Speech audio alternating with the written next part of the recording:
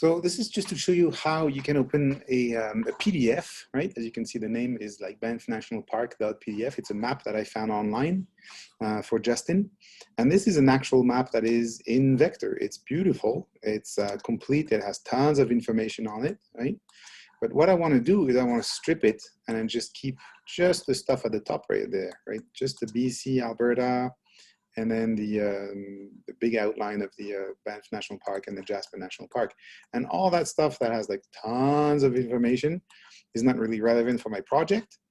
That logo, that table of all the distance and this and that, the fees and all that stuff is probably outdated anyway. I want to get rid of those logos as well, which are linked. As you can see that they're pretty pixelated, right?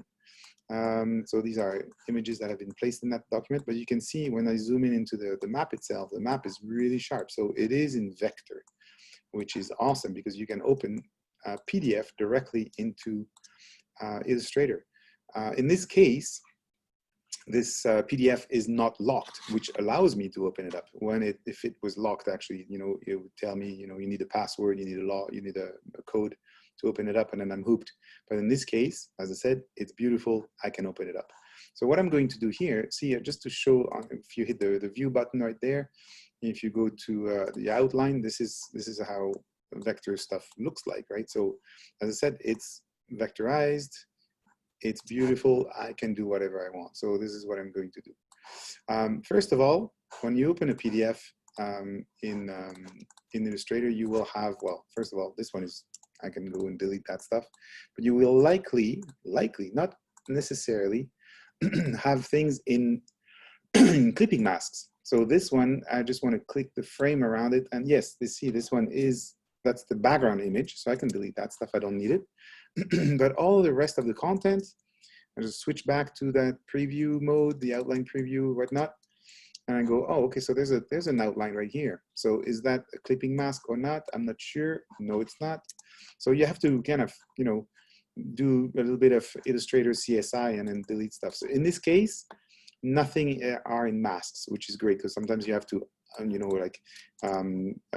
have to right-click in your object, release the mask, the clipping mask, and then you can modify and do whatever you want. So in this case, it's beautiful because it's not, so I can literally just go, you know what, I'm gonna try to select all that stuff all at once, like this, right across. I wanna make sure that my little wayfinder map in the upper right is not selected, and I can just go delete. And then I'll do the same thing here, right? So this one right there, there's some stuff. I'm just gonna grab all that, get as close as possible. Make sure, here I'm pressing my space bar just to see if my anchors are selected. And I can delete all that stuff. And now that I have very little stuff, I'm gonna go, okay, and now I can zoom in. I still don't need that stuff. Goodbye. And this is it. This is just the stuff I want, right? So I'm just gonna zoom in a little bit. I'm just gonna see again the preview. There's a little dot right there. Okay, so it is that. Okay, so the NP. It's okay. So from here on, right? It is still a PDF. It is in CMYK, which is great. I want to show my ruler, and which is Command R, or it's under View right there under Ruler, right there. Hide ruler, show ruler, and it is 11 inches by 17. So it's not exactly the size I want. So I want to change my my artboard. So I click on my artboard tool in the bottom left right there. And then here I have my artboard that I can literally just drag like this and modify things like this. Or I can go into my control bar up here and I go, you know what? I want to make it exactly, let's say, in my brochure, I have, let's say, a 4-inch panel, for example, and I go, and it's going to be, let's say, 5-inch tall. And this is the space I have in my document. So that allows me to scale things appropriately, right? So, and then I move my object around, right? So here I have a cool little map right there made for me. So what I can do is I can show my layers. If I can find my layers palette, things are hiding. There you go. Layers right there. So it's my control bar for zoom that is hiding my tools. So here I gotta move it around again because it's annoying. There it is. I don't know where to put this thing. There you go. So right now everything's on the same layer. So what I want to do is I want to create a new layer, and I want to put a color in it. So I'm just gonna, create a shape in the background right there, just for fun. And then I'm just gonna make it even, it doesn't matter, gray. So it's gonna be the color of the background basically. Change my layer order, and I don't need to rename it because I'm just gonna ignore it for now. So I'm just gonna lock it so I can see what I'm doing. So here I see that there's that fake green, light minty green drop shadow there around the provinces there. I'm not a fan of that, so I'm just gonna delete that, select and delete, right? So it's a quick modification right there. But here, that whole object right there is in one piece, and that's your background. And then there's the black outline right there.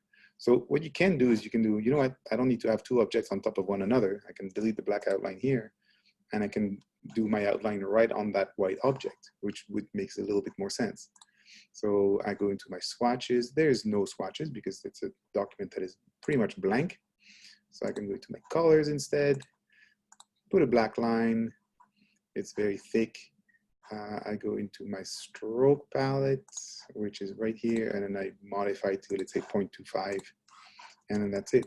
So I can do the same thing here. I delete the black outline right there, and then I select all of those all at once, press Shift, and then use my eyedropper tool, click on that object that I've already made, and then boom, done.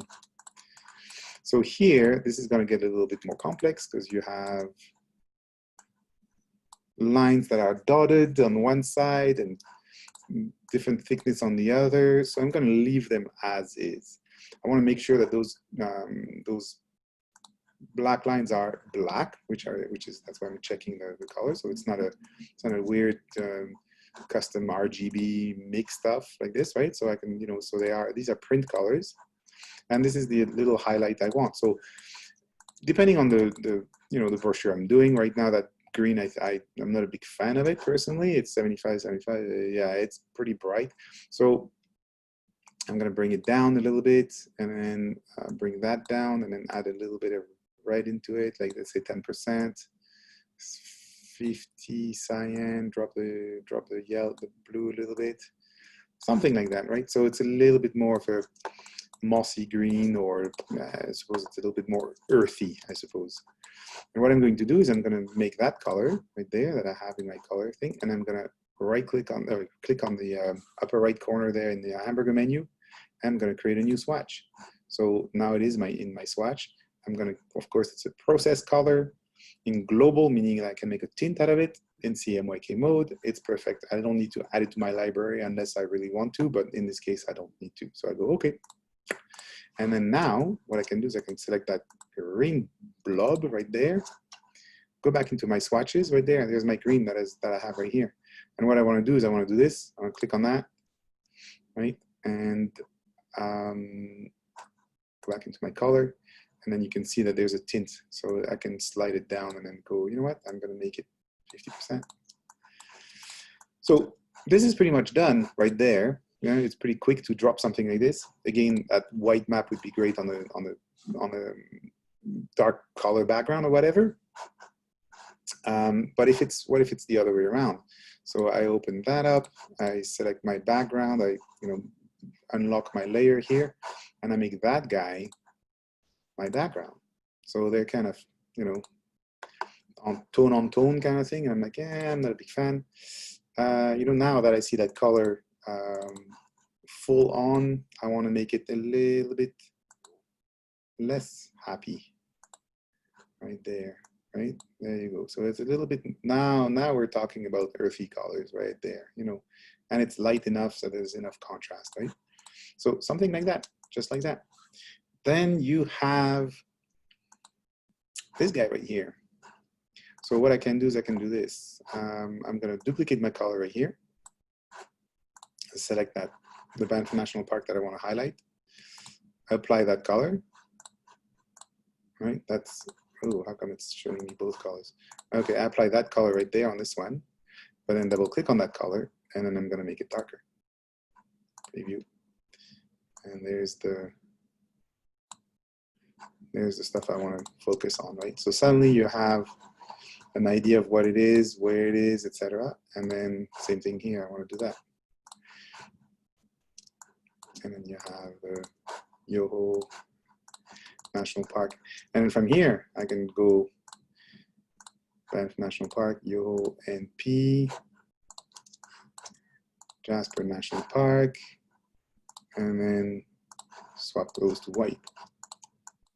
So it's starting to come together right, like this fairly quickly, right? Banff, I'm not sure what that black line, oh yeah, that's the Bow River Parkway, I think. Yeah. So I'm going to keep that like this, but I'm just going to make that, I'm going to make that line, same thing. I'm going to switch that over to a lighter color right there, and it's happier right there, just like that.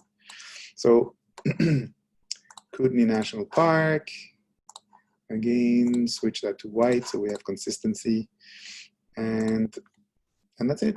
So if I want to change the font, of course, right now this is in 2 pieces, so I'm not a fan of that as well. I would have to, you know, select that Columbia word, Command X or cut, right? So you can go under Edit and then Cut, which is Command X, and then you select that little thing that you have and delete it, and then you just go at the very end of your British word there, you hit Return, and then you paste. And now you have British Columbia. So right now the paragraph settings is left aligned, and you can just go center align, and then right there, British Columbia, right there. So if I want to have those a little bigger, you know, that's what I would do, you know, because it's 8 points, so it's fairly small. Oops, 20 points, that's too much. 11 point. And then this is what I can do. I can do this. I can change the font, of course. Let's put Avenir, just, you know what? Avant-Garde Demi. There you go. Avant-Garde is a weird font, but sure, why not? And then go back into my swatches, and then I go like this, right? And I go, yeah, there you go. So now it's a little nicer. Just like that, I have a wayfinding map. I have my background. I have my my little border right there, and you can see in the border, in the stroke right there, you can see that this is a staggered kind of, you know, dotted line. So there's your first dash, the gap. The dash is longer or shorter, sorry, than the first one, and then another gap. And so the gap matches that, and then the first dash is longer, right? So the gap right there is the same, and then that's the longer dash, and then there's a shorter dash, right? So you can customize your your dotted lines. Same thing here. It's probably exactly, so there's your dash, the gap, and the dash again. So fairly simple stuff. As I said, this is a very nice little map. It's full of information. It's beautiful. Another thing you can do is this, actually. I was thinking about that. Oops, I forgot. I need to lock my background again. Select all those Wayfinder province elements there. I'm going to get rid of the my stroke right here. I'm just going to delete that.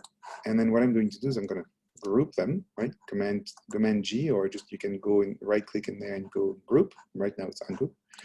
And then I want to do a little effect to it, just to oh, come on, drop shadow, just so it kind of pops in a very subtle kind of way. Ooh, this is way too dark. So I'm going to go, let's say, a 50%. I'm going to go 0.5 and a blur at 0.3. Something like that. Actually, you know what? I'm going to go 0.0. There you go. Just a little drop shadow, but just, you know, very subtle. And I'm going to pick a color, right? So of course, I can use the color picker to modify my the color of my shadow. But since I already have a swatch, right? So I can go from the color swatch and I go with my dark color and I go okay. And it's really subtle at this point, right? So I can, you know, push it a little bit to make it a little bit more visible. But you know what? 50, 60%, nice, subtle, clean, and there it is. You have something a little nicer that you don't need to have a, you know, a big black outline around things. Same thing here. Let's see if I do this. If I put my light color in the background, There it is. Talk about subtle. And then switch that again like this. So there you go. And there you have a map of BC, Alberta, and whatnot. So again, this is at 4 by 5 inches. So I would have to, make sure that the size of that typeface is a little small, 5.62 point. It's really, really small. So, I would massage that. I would try to find, I would try to bump it to 7 point. Not the right typeface for that because it just, it takes over the whole thing. So I would have to look for, right now it's Helvetica regular. But if there was a Helvetica or Helvetica new, for example, that has condensed, there you go, I'm looking for that. Condensed, bold, light condensed, and then that would fit quite well in there, right? So I can do this. I can go, okay, well, you know what, Lake Louise is looking good. So I'm going to use the same font right here for Banff, Canmore, Field, Radium, and Jasper. So I select them all by pressing my Shift key, and I use my eyedropper right here. I click on Lake Louise. You can see that it has a little T that loads up on the end of my eyedropper right there, and I click on that, and it'll pick not only the color of the font, but the style, the size, everything. I just go click once, plop, and it's done. So, and I can keep on going like this. The Banff National Park, Yoho NP right there, Kootenay NP, and the GNP right there. Same thing. Press and hold the Shift key. Space bar again is to move things around, right? Just press and hold the space bar so you can move around. And again, I'm going to change that font to Helvetica New, what we're looking at earlier. This one right there. And I'm going to do a bold condensed so it keeps the same kind of weight. It's 6.56 point. It's really small. So I can bump it to 8 point. And now we're happy. Look at that, just like that. I can do the same here. Bump it to that. Of course, it's white, so now I need to switch it to black. White on black, that doesn't work. Or, better yet, just like that. Yoho Kootenay, Banff, Jasper. Same thing, I'm going to grab that stuff that is the Lake Louise style, earlier like that, just like that. Beautiful, beautiful. I'm going to move the Kootenay down there just so they don't look like Yoho Kootenay, but Kootenay and Yoho are two separate files, two separate parks. And I'm going to use that stuff again. Remember, we're using Helvetica New, so we might as well keep the same stuff, but I'm going to make it ultra light or thin. There you go, thin. I'm going to bump it up. Oops, maybe not. There you go. And there you go, you have a cool little map right there you can use. So before you save, again, this is still my original Banff National Park.pdf. So I go into File, Save As. I give it the name I want. So I'm going to keep the Banff National Park, but I'm going to switch the format. So instead of a PDF, I'm going to use save as an AI. And I'm going to put it in whatever folder I want. And then hit Save. And click OK. And there you go, you're done.